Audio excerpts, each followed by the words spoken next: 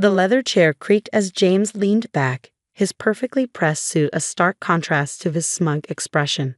"Emily, you have to understand," he said, his voice dripping with false concern.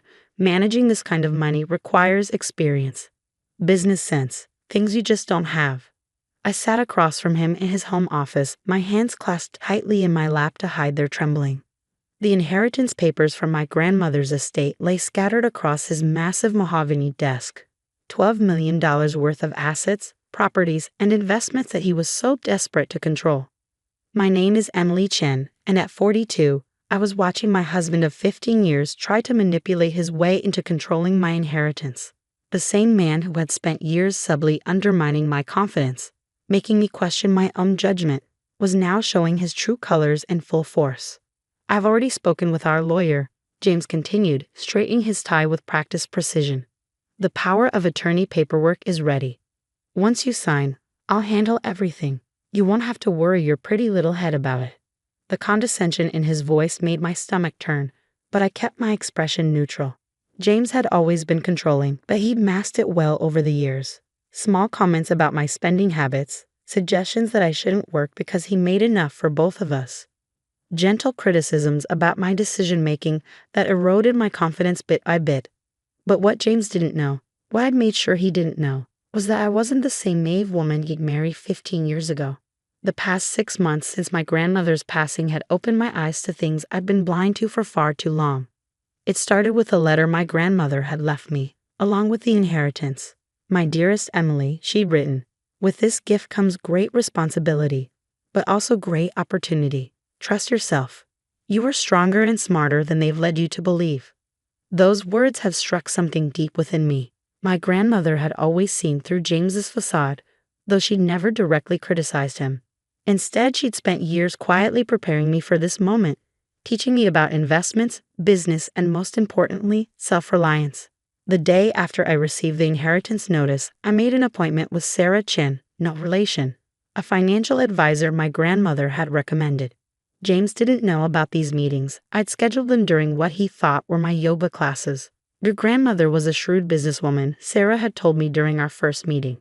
"She built this fortune from nothing, and she chose you to carry on her legacy. Not your husband, not your cousins. You." Over the next few months, while James was busy plotting how to take control of my inheritance, I was quietly putting things in motion. Weekly meetings with Sarah, consultations with my own lawyer, not the family lawyer James had chosen, and careful documentation of every manipulative comment and action from my husband. I'd learned that James had been making inquiries about the inheritance before my grandmother's will was even read, speaking to financial advisors and lawyers about how to protect the assets. What he really meant was how to control them.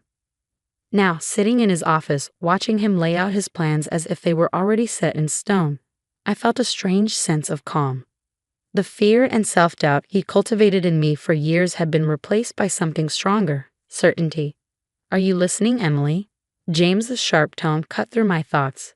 "This is important. We need to get these papers signed before the estate is fully settled." I met his gaze, keeping my voice steady. "I hear you, James. You want power of attorney over my inheritance." He smiled, that practiced, patronizing smile I'd seen countless times before. "Exactly. You know, I only want what's best for us, for our future." What James didn't know was that I'd already secured my future without him. The meetings with Sarah hadn't just been about financial planning. We created a comprehensive strategy to protect my inheritance and my independence. 2 weeks ago, I quietly moved most of my personal savings to a new account at a different bank. The inheritance itself was already protected by an ironclad trust my grandmother had set up, one that explicitly prevented anyone else from gaining control without my consent. But the real surprise was something else entirely, something that would wipe that smug smile off James's face when he finally discovered it. "You seem distracted," James said, frowning slightly. "Is everything okay?" I nodded, standing up from my chair. "Everything's fine.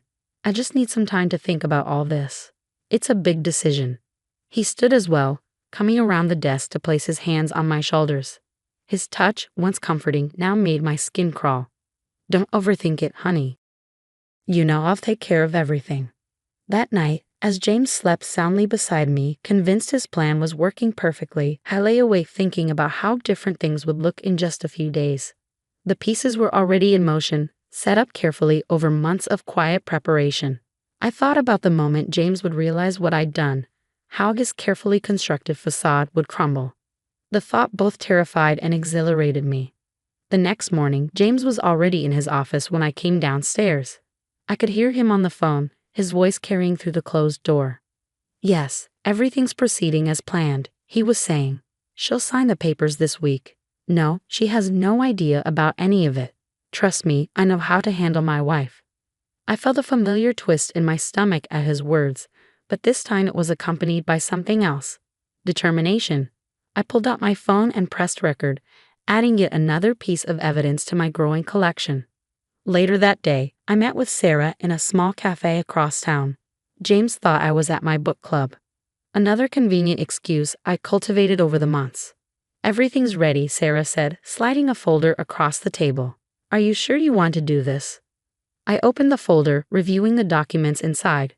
Everything was there: bank statements, transfer records, and most importantly, proof of James's attempts to manipulate his way into controlling my inheritance. "Unsure," I replied, closing the folder. "He's left me no choice." Sarah nodded, her expression serious. "The meeting with the estate lawyers is scheduled for tomorrow. James thinks it's just a routine signing, doesn't he?" "Yes," I said, taking a sip of my coffee. "He has no idea what's really going to happen." That evening, James was in an unusually good mood. He ordered takeout from my favorite restaurant, opened an expensive bottle of wine, and was being extra attentive. I knew what this was, his way of buttering me up before the meeting tomorrow. "I've been thinking," he said as we sat down to dinner. "After we get everything sorted with the inheritance, we should take a vacation. Maybe that trip to Europe you've always wanted?" I smiled, playing along. "That sounds lovely." He reached across the table to take my hand, his thumb stroking my palm in what he probably thought was a soothing gesture. "I know all this legal stuff has been stressful for you, but after tomorrow, you won't have to worry about any of it. I'll handle everything." I squeezed his hand gently, thinking about how different things would look in just 24 hours. "You're right, James. After tomorrow, everything will be different." As we got ready for bed that night, I watched him go through his usual routine, checking his phone one last time, setting out his clothes for tomorrow, meticulously arranging everything just so. James had always been about control, about maintaining the perfect image. "Big day tomorrow," he said, climbing into bed beside me. "Try to get some sleep." I lay there in the dark, listening to his breathing even out as he drifted off to sleep. Tomorrow would indeed be a big day, just not in the way he expected. I thought about the past 15 years, about all the little moments that had led to this. The way James had gradually isolated me from my friends, how he'd discouraged me from pursuing a career, his constant subtle criticism disguised as concern. But I also thought about my grandmother, about her strength and wisdom. She'd seen this coming long before I had, and she prepared me for it in her own way. "Remember, Emily," she told me once, "true strength isn't about having power over others. It's about having power over yourself." Tomorrow, I would finally show James exactly what that meant. The next morning dawned bright and clear. I watched James get ready for the meeting, methodically knotting his silk tie and adjusting his cuffs. Every movement precise, controlled, just like everything else in his life. "Wear something professional," he said, eyeing my casual attire with disapproval. "First impressions matter, even if it's just a signing." I nodded, hiding my amusement at his assumption that this was just another signing. While he finished getting ready, I changed into a tailored navy suit, one my grandmother had helped me pick out months ago. "Every warrior needs proper armor," she'd said with a knowing smile. The drive to the law office was quiet. James kept glancing at me, probably interpreting my silence as nerves. His hand patted my knee in what he likely thought was a reassuring gesture. "Just follow my lead," he said as we pulled into the parking lot. "Let me do the talking." The law office of Morrison & Associates occupied the entire top floor of a sleek downtown building. As we stepped out of the elevator, I saw James's shoulders straighten, his game face sliding into place. He had no idea what was waiting for us behind those glass doors. "Mr. and Mrs. Preston," the receptionist greeted us with a professional smile. They're ready for you in the main conference room. James strode ahead of me, confident as always. But when we entered the conference room, his steps faltered. Instead of just the estate lawyer he expected, the long table was occupied by several people. Sarah Chen, my financial advisor, Marcus Wong, my personal attorney, and Catherine Morrison herself, the firm's senior partner. "What's going on?" James asked, his voice sharp. "I thought this was just a signing." "Please have a seat," Catherine said, gesturing to the chairs. "We have quite a bit to discuss." I took my seat at the head of the table, not beside James where he clearly expected me to be. His face tightened as he lowered himself into a chair, his knuckles white where they gripped the armrests. Catherine opened a folder in front of her. "Mrs. Preston has asked us to review some concerning matters regarding her inheritance and your recent attempts to gain power of attorney." James's head snapped toward me, his eyes narrowing. "Emily, what is this?" "Let me explain," I said, my voice steady despite my racing heart. "I know about everything, James. The calls to your lawyers about controlling my inheritance before grandmother even passed away. The consultations about having me declared financially incompetent. The offshore accounts you've been preparing." His face paled slightly, but he quickly recovered. "That's ridiculous. I've only been trying to protect our interests." "Our interests?" Sarah Chen cut in, sliding a document across the table. "Is that why you've been making inquiries about transferring Mrs. Preston's inheritance into accounts only you would control?" James's jaw clenched. "Emily, you don't understand." "I understand perfectly," I interrupted, pulling out my phone. "In fact, let me play something for everyone." I pressed play, and James's voice filled the room. "Yes, everything's proceeding as planned. She'll sign the papers this week. No, she has no idea about any of it. Trust me, I know how to handle my wife." The color drained from his face as the recording continued, detailing his plans to gain control of my inheritance through whatever means necessary. "That's just taken out of context," he sputtered, but I could see the panic rising in his eyes. Catherine Morrison leaned forward. "Mr. Preston, we have documented evidence of multiple attempts to fraudulently gain control of your wife's inheritance. Would you like to explain that?" James's composure finally cracked. "Emily," he hissed, "you have no idea what you're doing. You need me. You've always needed me." I met his gaze steadily. "No, James. I don't need you. I never did. What I needed was to see you for who you really are." Marcus Wong cleared his throat. "Mrs. Preston has already taken steps to protect her inheritance through a series of trusts that you cannot access. Additionally," he paused, sliding another document forward. "These are divorce papers." James stared at the papers, his face contorting with rage. "Divorce? You can't be serious. After everything I've done for you?" "Everything you've done to me," I corrected. "The manipulation, the control, the constant undermining of my confidence, it stops now." "You'll never manage without me," he spat, his carefully maintained facade completely crumbling. "You're nothing without me. Nothing." I stood up, placing my hands flat on the table. "That's where you're wrong, James. I'm not nothing. I'm my grandmother's granddaughter, and she taught me better than to let someone like you control my life." Sarah Chen spoke up. "Mrs. Preston has demonstrated remarkable financial acumen over the past 6 months. She's already made several successful investment decisions that have increased her inheritance by 15%. James's head whipped around. 6 months? You've been planning this for 6 months? Actually, I said, allowing myself a small smile. Grandmother and I had been planning this for years. She saw right through you from the beginning. Every lunch date, every shopping trip, she was teaching me, preparing me for this moment. Catherine Morrison pulled out another set of documents. "Mr. Preston, given the evidence of your attempted financial manipulation, we're prepared to file charges unless you agree to an uncontested divorce with the terms Mrs. Preston has outlined." James snatched the papers, his eyes scanning the contents. With each page, his face grew redder. "You can't be serious. You expect me to just walk away with nothing?" "Not nothing," I corrected. "You can keep your own assets, but my inheritance, my grandmother's legacy, that stays with me, where it belongs." "This is insane," he muttered, running a hand through his perfectly styled hair. "You've all lost your minds." "No, James," I said quietly. "For the first time in 15 years, I'm thinking clearly. You have until the end of the week to decide. Sign the papers and walk away or face fraud charges. Your choice."